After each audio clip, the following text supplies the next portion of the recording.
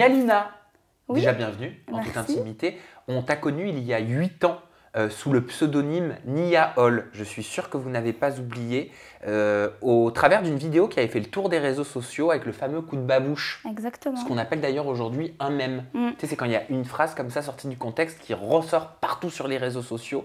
Tu avais fait des millions de vues. Ouais. Tu as subi énormément d'harcèlement entre-temps. Tu Ouais. t'es fait voler ta chaîne YouTube qui a fait ton succès.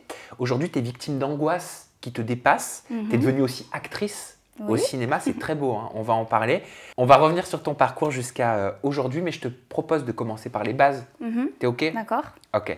Alors, on va regarder tout de suite une vidéo, celle qui t'avait fait connaître malgré toi, à cause de toi, je sais pas, tu vas nous le dire. C'était le fameux coup de babouche, regarde. Ok.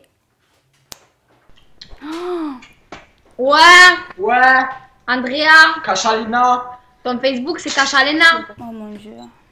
À ce qui paraît que tu parles de moi. Hein? Tu parles de moi. Ce qui paraît que tu t'es fait blonde pétasse. Hein? Et ouais, tu te prends pour Zaya, ce qui paraît. Hein? Mais Zaya, bref, c'est un commentaire. On dira rien. Hein? Ensuite, moi, on m'a dit, t'avais dit des trucs sur moi. Ouais. T'as dit Lina, patata. Ok? Je peux plus me l'avoir. Alors Andrea, je voulais juste te faire passer un message, tu vois. Parce que ouais, t'as dit que j'avais fait des choses et nan. Ouais, j'en ai fait, ouais. Et moi j'assume. Jusqu'à l'os, j'assume. Jusqu'à l'os. Ok? Déjà, ça te fait quoi de voir cette vidéo? Ma voix, je peux pas. Je peux pas. Ça me fait. Je la vois souvent, tu sais, on me l'envoie encore. Hein. Encore 8 ans Oui. après? À peu près 9 ans après, ouais. On me l'envoie encore.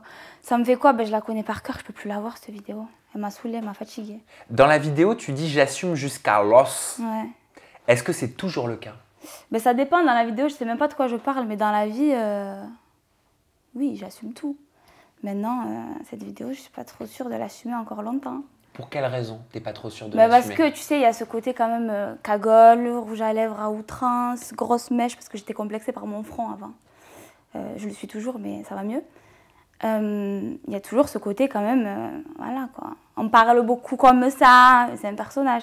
Du coup, je suis pas trop sûre de l'assumer. T'as quel âge aujourd'hui? 26. T'avais quel âge à cette époque? J'avais 16 ans, 16 ans? oui. T'étais dans quel état d'esprit? Qu'est-ce que tu recherchais au travers de cette vidéo? Est-ce que tu savais que ça allait faire le buzz, que ça allait devenir ce qu'on appelle un mème aujourd'hui? Non.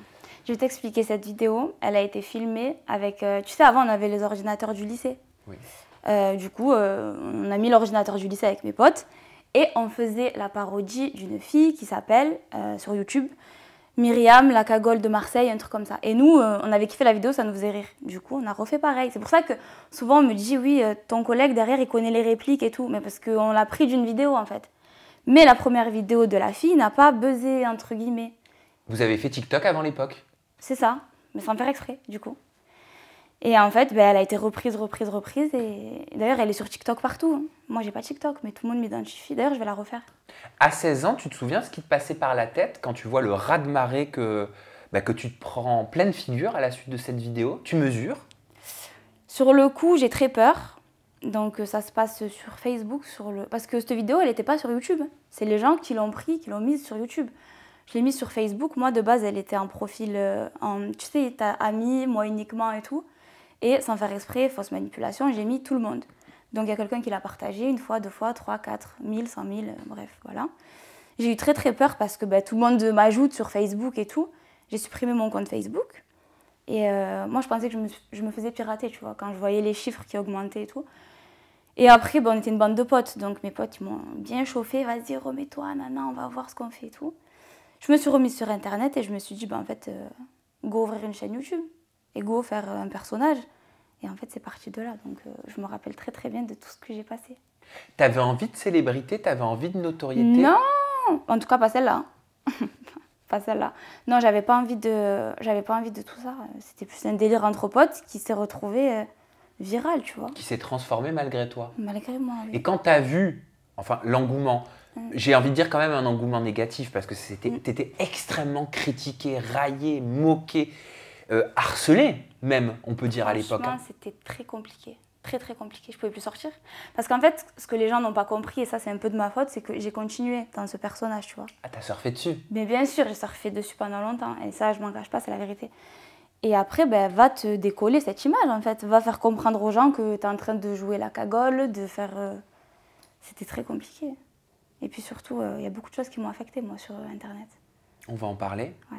Pourquoi tu as surfé sur ce buzz? Est-ce que c'est parce que tu as commencé à gagner de l'argent? Est-ce que tu t'es aperçu que tu pouvais transformer ça, ces critiques-là, en business? Alors sur le moment, à 16 ans, je pense que j'avais pas ce truc de business, tu vois. Mais je me suis dit, ben, en fait, je vais me faire une chaîne YouTube et on va monétiser ça, tu vois. Donc je me suis dit, ben, quitte à me faire critiquer, autant que je le fasse sur une chaîne YouTube qui est la mienne, parce que tout le monde reprenait ce que je faisais, mais c'était pas à moi. Et je me suis dit, ben go. Tu as gagné de l'argent avec cette vidéo qui a été vue plus de 10 millions de fois. Ouais, non, avec celle-là, non, mais après, oui. Avec tout ce qu'il y avait à côté. Tu sais, avant, c'était, j'étais même pas majeure en plus. C'était les bookings, les trucs comme ça, en boîte de nuit. Tu as gagné beaucoup d'argent à ce moment-là? Ouais, je vais pas mentir. Ouais. Tu as gagné combien? Pas beaucoup, je suis pas devenue millionnaire, hein, mais j'ai gagné une belle somme. Mais qu'est-ce que ça représentait? De quoi investir aujourd'hui dans des biens, tu vois. Ah, des biens? Ouais. Tu as pu acheter des appartements? Je voulais pas lui dire ça. Oui. Mais tant mieux! C'est pas des appartements genre immenses, mais c'est ce qui me permet. C'est quoi? C'est aujourd'hui ma première source de revenus. Donc tu es rentière? C'est ça. Aujourd'hui, souvent on me dit oui, Nia, tu vis des placements, mais non, en fait, pas du tout. Parce qu'après, j'ai eu ma famille derrière qui m'a conseillé, tu vois. Tu as investi dans combien de biens immobiliers? Je peux pas te dire. Tu sais quoi, moi j'ai trop peur du mauvais œil. Je sais même pas pourquoi j'ai dit ça. Plus de 5? Non. 3? Non, quand même pas. Ouais. Et ça te permet de vivre correctement aujourd'hui? Oui. Ouais. Ça me permet de vivre correctement et puis j'ai été bien conseillée sur ça, tu vois. Je te dis pas qu'à 16 ans j'ai acheté un bien, hein, un peu plus tard. Mais je me suis dit, ben, au final c'est un mal pour un bien. Ça a duré combien d'années, cet engouement? Ben, jusqu'à maintenant en fait. Ça a duré 9 ans. Ça s'est jamais arrêté, tu sais, moi au début on me disait ouais, de toute façon un buzz c'est éphémère, dans 2 mois plus personne te connaît. Mais j'avais ce truc de j'attendais que plus personne ne me reconnaisse, tu vois, j'en avais marre. Et en fait c'est jusqu'à maintenant, donc j'assume tout. Mais quand on te voit dans la rue, qu'on te dit ah Nia, oh là, à coup de babouche. On te le fait encore? Ouais. Bon en fait c'est ce qui m'a fait connaître, je peux pas cracher dessus. Mais c'est bon, j'ai 26 ans, tu vois. J'étais jeune, j'étais... T'as des regrets? Certains, oui. Lesquels? J'ai fait confiance à pas mal de personnes qui m'ont trahi, que ce soit dans ma vie personnelle, dans ma vie professionnelle. Tu sais, en fait, quand il y a un buzz comme ça, tous les gens qui sont autour de toi, comme je te disais, personnel, professionnel, tout le monde veut en profiter. Et quand toi-même, tu sais même pas ce qui t'arrive, tu fais confiance à tout le monde, tu vois. Tu te dis, il n'y a personne qui est méchant, c'est mes potes, c'est des rencontres, c'est des... Et en fait, au final, je me suis fait avoir, mais dans tous les sens. T'as eu beaucoup de déceptions? Que ça. T'as été triste pendant cette période? Ouais. Pendant combien de temps? Je suis pas sortie de chez moi pendant à peu près... J'ai la voix qui tremble. Pardon. Je suis pas sortie pendant bien... Après coup, tu sais pas, sur le moment, j'étais dans l'euphorie du buzz et tout au début. Et quand t'as le revers de la médaille, parce qu'il y a forcément... Tu sais, les filles, entre nous, on n'est pas... Je dis on, mais je m'inclus pas dedans, parce que moi, je suis pas comme ça. On n'est pas bienveillantes et on n'est pas gentilles entre nous. C'est-à-dire que moi, je croisais des filles dans la rue, mais ça partait en bagarre, tu vois. C'était, ouais, c'est elle d'Internet et tout. Et les garçons, c'était l'inverse. Et on peut prendre une photo, tu vois. Et moi, j'avais ce truc de... à la fin, j'avais peur de sortir, tu vois. J'avais vraiment... Mais c'était du harcèlement, j'avais peur de sortir, je pouvais plus rien faire. Du coup, pendant plus de 6, 7, 8 mois, je suis pas sortie, si ce n'est plus. T'es pas sortie de chez toi pendant presque un an? J'ai fait une thérapie à la maison. Je pouvais plus bouger. Avec une psy qui venait? Avec plusieurs psys. Parce que j'arrivais pas à gérer et je me disais, qu'est-ce que j'ai fait de mal en fait, tu vois. Ok, je clashais des gens sur Internet, c'était bon enfant, mais moi je voulais faire du mal à personne. J'ai commis des erreurs parce que j'étais jeune, c'est normal. Mais oui, bien sûr que j'en ai souffert, bien sûr que si ça avait été à refaire, je l'aurais refait, oui, mais différemment. Qu'est-ce que tu ressentais comme émotion à ce moment-là où tu étais dans les plus grands pics de critique, de jugement? Alors, je vais pas te mentir, quand j'étais entourée de mes amis, c'est toujours mes amis à l'heure actuelle, c'est toujours les mêmes. Mehdi, Andrea, faut passer par là. Qu'est-ce que j'ai ressenti? Ben, tu sais, quand tu es avec tes amis, tu as ce truc de c'est pas grave, on est plusieurs, tu vois. Mais après, mes amis, moi, ça n'a pas trop été leur délire de rester sur Internet, tu vois. Moi, j'ai tout assumé, je suis allée jusqu'au bout du buzz. Et quand je me retrouvais seule le soir, mais heureusement que j'avais ma mère, je te dis la vérité. Je sais pas ce que j'aurais fait sinon. Heureusement que j'ai une famille, tu vois, on est soudés. Ma grande sœur aussi, mon grand frère. J'ai beaucoup parlé avec eux et je dormais pas. Pourquoi tu dis je sais pas ce que j'aurais fait? Parce que je pense qu'à 16 ans, tu es en train de te construire, tu vois, en tant que femme. Et quand tu fais un buzz comme ça qui n'est pas contrôlé, un buzz, c'est jamais contrôlé, à part maintenant quand tout le monde cherche le buzz. D'ailleurs, j'en ai beaucoup à dire sur ça. Et je sais pas, t'as tout le monde qui te critique, t'as tout le monde qui t'insulte, tu te dis, mais en fait, peut-être qu'ils ont raison. Peut-être que je suis bonne à rien, peut-être que je suis vraiment... Tu sais, t'avais des insultes sales quand même. Comme quoi? En tout cas, pour moi, c'est sale, ça m'a... Grosse pute, sale pute. Alors, j'ai rien contre les putes, chacun fait ce qu'il veut. Mais j'en suis pas une et j'en étais pas une, tu vois. Et plein d'autres trucs, suicide-toi, jette-toi d'un pont, si je te croise dans la rue, je vais te faire ci. Alors j'ai quand même ce tempérament de bagarreuse, je vais pas te mentir, j'ai peur de rien. Mais vraiment, je te dis la vérité, j'ai peur de rien.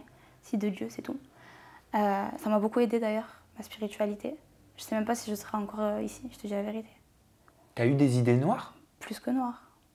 Mais c'est pas des idées noires dans le sens je vais faire, mais c'est peut-être que, tu vois, peut-être qu'en fait, je serai tranquille. J'aurai plus ces gens qui vont m'écrire, j'aurai plus...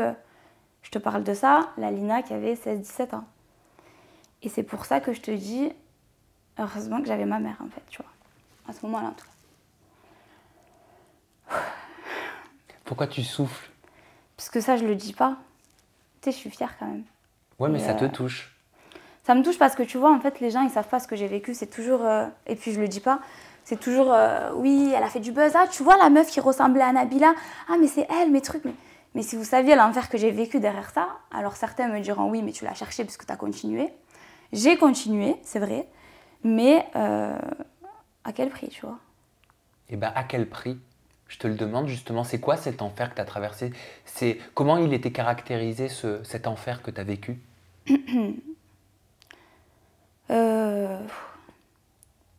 Comment te dire? Je sais pas par quoi commencer en fait. Pourquoi? Parce que c'était long?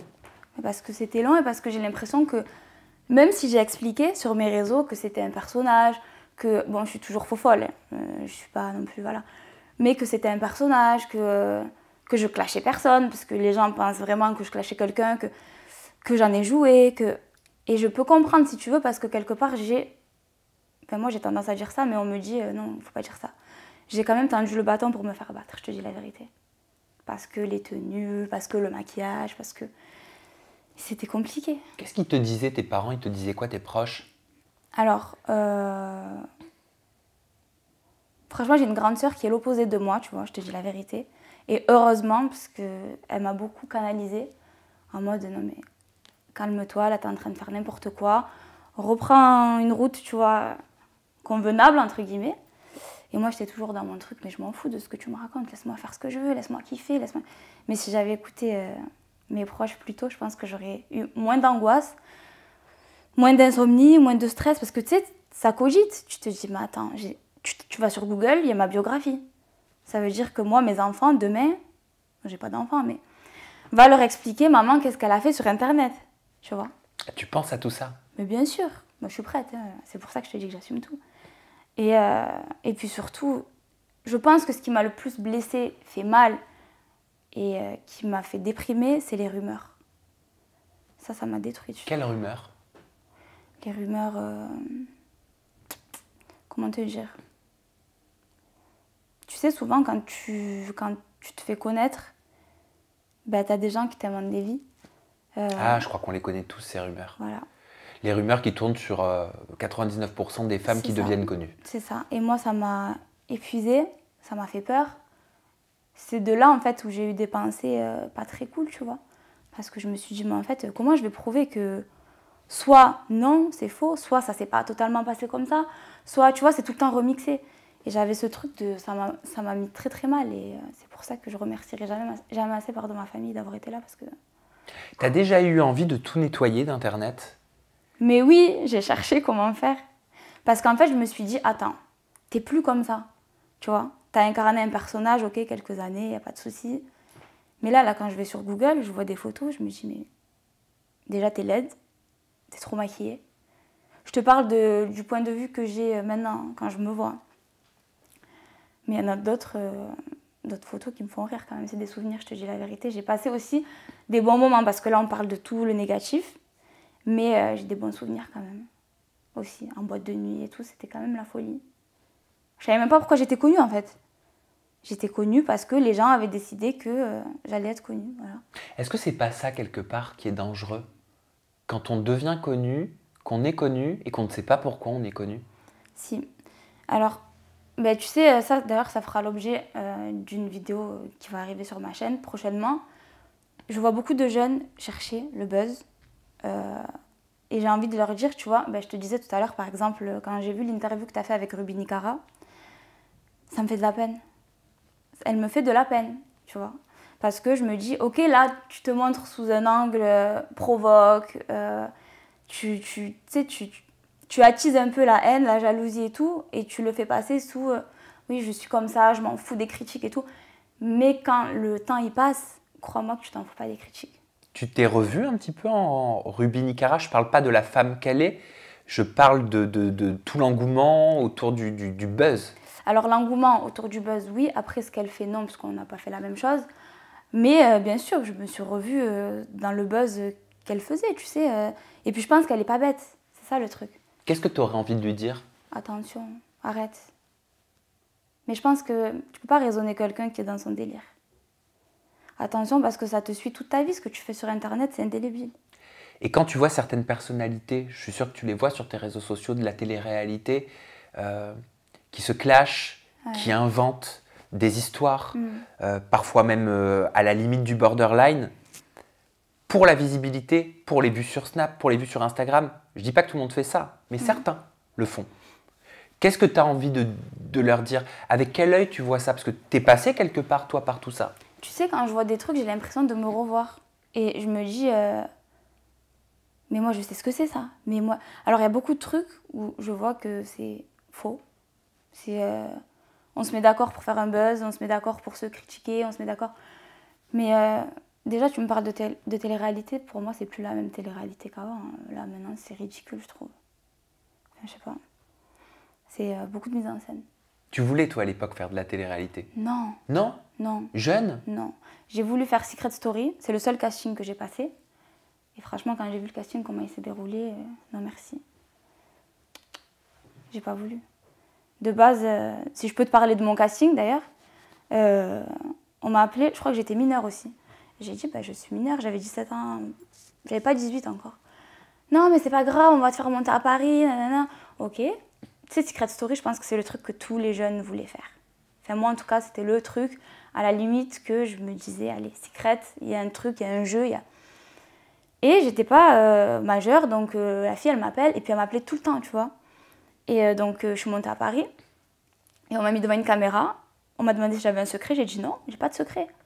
J'ai pas de secret, mais apparemment, c'était pas grave. On va t'en trouver un, quoi.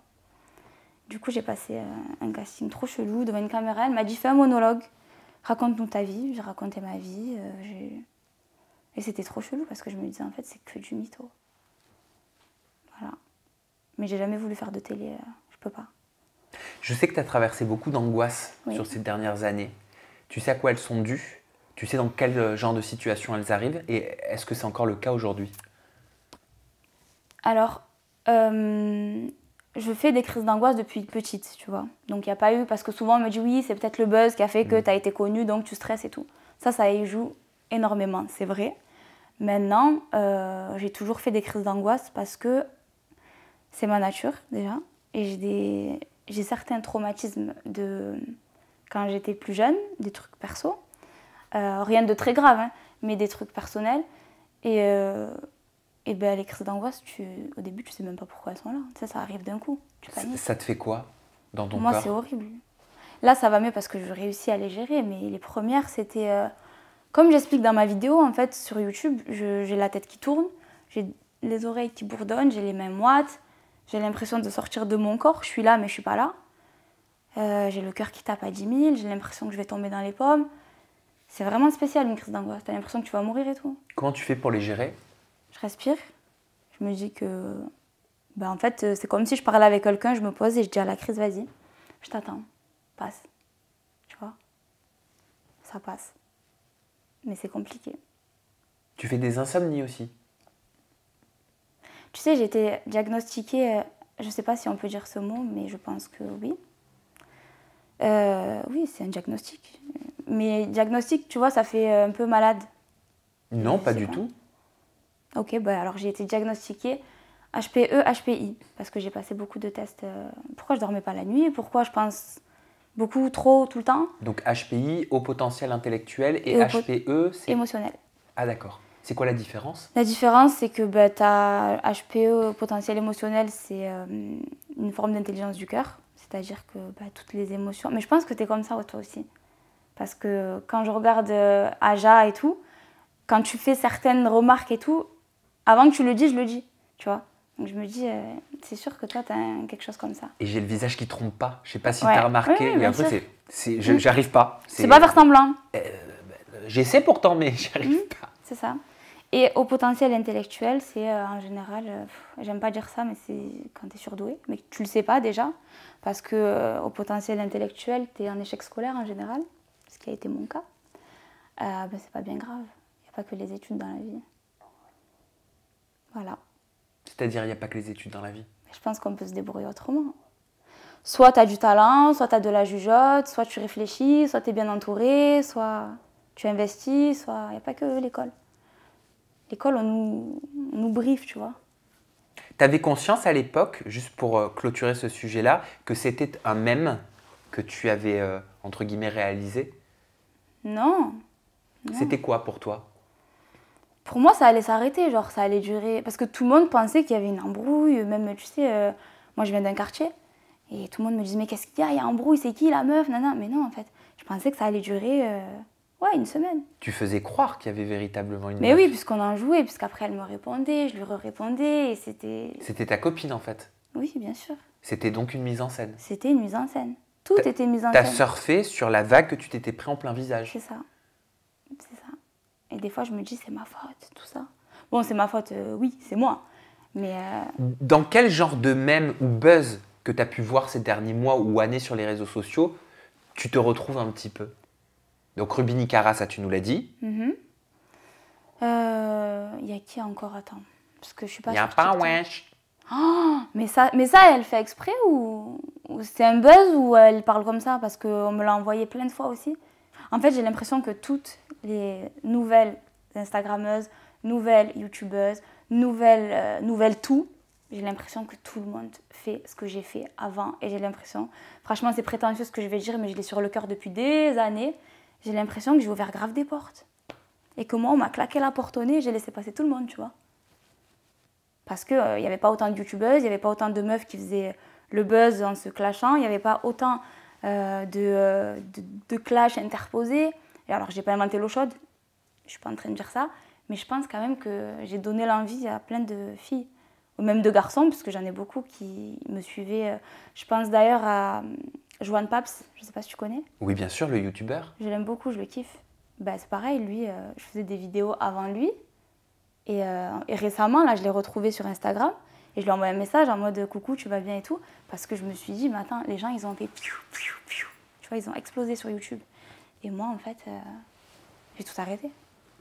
Parce que c'était trop violent. C'était trop violent, je ne me suis pas fait connaître de la même façon que tous ces gens, tu vois. J'ai pensé à Roubaba aussi, que tu as eu en interview. Ah, pourquoi Roubaba? Parce que quand je regarde ses premières vidéos... Avec la chicha? Ouais. Alors moi, je fume pas la chicha, mais le décolleté, tu sais, le maquillage, la façon de parler, le je m'en foutiste ou je m'en foutisme On répond aux commentaires, on s'en fout. J'étais comme ça. Ça me fait grave penser à moi. Et voilà, c'est tout. D'ailleurs, je la kiffe, Rubaba. Moi, j'aime bien le personnage. Et comment t'en es arrivée à devenir actrice? Alors, je suis devenue actrice grâce à ce même. En fait, il y a une casteuse qui cherchait mon profil, quelques années plus tard, bien sûr. Oui, parce que juste, je me permets, tu as joué dans le film L'Horizon de Émilie Carpentier. C'est ça. Pour la production Elsevier Film. Et t'as pas le rôle principal, mais on s'en fout. T'as un bête de rôle, quoi.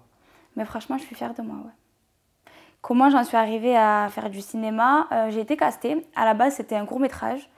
Quand on m'a envoyé le scénario, ça me plaisait pas. Je te dis la vérité, parce que c'est pas mon délire. Donc j'ai répondu, non, désolée. Quel est le pitch? Quel est le pitch? Oui. Ah, tu me demandes quel est le pitch? Oui, le résumé du film. Oui, je peux. Le résumé du film, en gros, c'est la jeunesse des quartiers qui rencontre la jeunesse un peu bobo, un peu chic, qui milite pour le bien-être de la planète. Donc, la jeunesse un peu des quartiers, qui s'y connaît pas trop, on va dire. Je schématise parce que c'est le film. Je viens d'un quartier, je m'y connais très très bien. Je trie mes poubelles, donc... qui rencontrent, en fait, c'est les deux univers qui se rencontrent. Et on fait comprendre par le biais de manifestations et de plein d'autres choses que, en fait, on est en train de faire n'importe quoi avec la planète et que les générations qui arrivent, il faut qu'elles se bougent, en fait. Et pourquoi ça te plaisait pas au départ? Parce que je m'en foutais. C'est pas méchant, mais je m'en foutais. Genre, je me disais, vas-y, c'est bon, qu'est-ce que je m'en fous de tout ça? C'est pas mon délire. Et au final, après mûre réflexion, j'ai fait le court-métrage et j'ai kiffé juste le court-métrage, j'ai kiffé. Ça fait quoi de devenir actrice? C'est trop un kiff, la vérité. Franchement, si j'avais su ce que c'était, j'aurais pas posté des vidéos. Mais après, je me suis fait connaître grâce à ça. Mais j'aurais fait directement des castings cinéma, tu vois. Cours de théâtre, casting cinéma, c'est-à-dire que tu aurais mis tes préoccupations et tes ambitions et ton obsession ailleurs. C'est ça. C'est juste peut-être qu'à l'époque, tu ne savais pas véritablement ce que tu voulais. Tu le disais un peu tout à l'heure. Oui, je savais pas du tout. Aujourd'hui, tu le sais plus. Aujourd'hui, je sais. Et surtout que, tu vois, dans le cinéma, ce que j'aime bien, c'est qu'on est beaucoup dans l'émotion, on est beaucoup dans le toi, tu vois. Même si tu joues un rôle, tu t'appropries le personnage et je sais pas moi si c'est une scène triste, mais moi je me suis toujours demandé mais comment ils font pour pleurer? Mais j'ai compris. Dans le film, à un moment donné, je pleure, mais je pleure vraiment. Et comment tu fais alors? Moi, personnellement, je suis allée chercher une émotion au fond de moi, je pensais à quelque chose qui était très dur. Et ça monte, quoi. Ça monte. Après, il y en a qui font d'autres techniques, tu vois. Mais j'ai kiffé ça dans le cinéma, je me suis dit. Et puis il y a l'impro aussi dans le cinéma, moi c'est ce que je kiffe. Partir en impro. Après, c'est pas tous les réalisateurs qui gardent les impros, mais c'est la... Je regardais ton cadre, pardon. C'est le côté que j'ai kiffé du cinéma, très humain, très... C'est pas télé-réalité, tu vois, le cinéma. Je dis pas que la télé, c'est pas chic, mais le cinéma, c'est quand même plus... C'est un autre level, hein, faut se dire la vérité. Il faut du talent, je pense, pour être au cinéma. C'est fou parce que je t'écoute avec attention depuis tout à l'heure et l'enfer que tu décris, que tu as traversé pendant des années, se transforme aujourd'hui en paradis. Ben, tu sais quoi, j'y pense des fois, je me dis peut-être que c'était tout ça, c'était pas pour rien, tu vois. Parce qu'ils le savent, ceux qui t'ont engagé pour le film. Ils m'ont connu comme ça. Ils t'ont connu comme ça. Ouais, sur YouTube, donc du coup, c'est ce que je te disais. Comment tu vas le transformer tout ça maintenant, ce pouvoir que tu as entre les mains, cette énergie dont tu disposes, comment tu vas la mettre à bon escient pour ton obsession et ce qui est devenu ta passion aujourd'hui, le cinéma? Alors, je te dis la vérité, je pense laisser faire les choses, d'accord? Maintenant, j'aimerais bien, tu sais, quand je vois des... En fait, je sais pas comment t'expliquer ça, j'ai grave envie d'aider les gens qui cherchent à se faire connaître. J'ai envie de leur dire déjà, si tu te fais en fait, c'est ça le truc, si tu te fais connaître pour rien, si t'as pas de projet derrière, il faut avoir les épaules. Parce que c'est très dangereux de se faire connaître déjà comme ça, tu vois. Parce que moi, je vois tous les... Oui, je m'en fous, ce qu'on pense de moi, j'en ai rien à foutre, mais c'est pas vrai. Je te jure que c'est pas vrai. Au fond, le soir, il y en a beaucoup qui pleurent. Et pour répondre à ta question, parce que je me suis un peu... Qu'est-ce que je compte faire? Je pense laisser faire les choses et faire de nouveaux castings cinéma. Voilà. Je suis persuadée que c'est que le début hein, pour toi. Tu crois? Je suis persuadée, donc ça veut dire que je ne crois pas. D'accord. J'en suis sûre. Et enfin, pour conclure cette interview, j'aimerais rebondir sur une brèche que tu m'as ouverte au cours de cet entretien. Qu'est-ce que tu diras à tes enfants? Ben, je leur dirais, maman, elle était dans une génération où c'était un peu la vie d'Aloca, quoi. Non, mais je leur expliquerai tout. Franchement, pas de tabou. Au moins, il n'y a personne qui pourra les faire... personne qui pourra les embêter avec ça, tu vois. Tu les mettras en garde des réseaux sociaux? Ouais. Faut jamais dire jamais, mais j'ai déjà dit ça. Franchement, je préfère que mes enfants soient médecins, éboueurs, ça me dérange pas du tout, plutôt que sur Internet, très jeune. C'est très compliqué. Merci Nialina. Merci à toi. Mais quelle maturité, vraiment, c'est une femme, j'allais dire, qui n'a rien à voir avec celle que j'ai rencontrée, normale. À l'époque, tu n'étais pas une femme. Non, tu étais encore une un enfant, peu. tu te construisais, tu étais une grande adolescente, on va dire, qui a été exposée peut-être un peu trop tôt. Et c'est beau, j'aime mon métier pour ça. Parce que regarde, on s'est vu il y a quoi? Il y a 7 ans? À peu près. Non, mais même plus, c'était quand j'étais chroniqueur sur Non-Stop People à l'époque. Donc c'était il y a 9 ans, 8-9 ans. Quelque chose comme ça. Et c'est pour ça que j'aime mon métier, parce qu'aujourd'hui, tu vois, ben voilà, tu es face à moi, on peut parler, et je découvre toute la beauté de ton parcours, de ta vie et de ton évolution. Ben, et ça fait vraiment plaisir. Merci beaucoup. On peut te suivre, Nialina, sur tes réseaux sociaux. Ton compte Instagram, c'est Nia avec 2 i Lina. Ton compte Snap, c'est Nia avec 2 i Lina 2017, et il y en a un deuxième également. Il y en a un deuxième parce que je sais pas pourquoi, on me strike un peu. Donc j'en ai un deuxième, Nia avec 2 i point Lina. Ok. Et il y a bien sûr la chaîne YouTube, Nia avec 2 i Lina. Collé. Les autres, c'est pas moi. Il y en a 50. Oui, parce que j'allais dire, il y en a plusieurs. Voilà, c'est uniquement celle où tout est attaché. C'est ça, exactement. Bah, merci infiniment, Merci à Nialina. toi. Le mot de la fin, je te l'offre. Ta caméra, elle est juste ici. Tu peux conclure de la façon que tu le souhaites. Déjà, je voudrais remercier toutes les personnes qui me suivent depuis, je sais pas, moi, 9 ans, 10 ans bientôt. 10 ans, tu peux le dire. 10 ans, non, mais ça me rajeunit pas de dire 10 ans. Toutes les personnes qui sont là depuis le début, merci pour tout, même dans les moments où j'étais le plus en bas. Et puis, je voudrais aussi mettre en garde toutes les personnes qui veulent se faire connaître sur Internet. Aujourd'hui, c'est tout beau, c'est tout rose, mais demain, ça peut virer au cauchemar parce qu'aujourd'hui, on s'en fout. Mais demain, sachez que vous allez construire votre vie et je ne sais pas si vous allez tout assumer.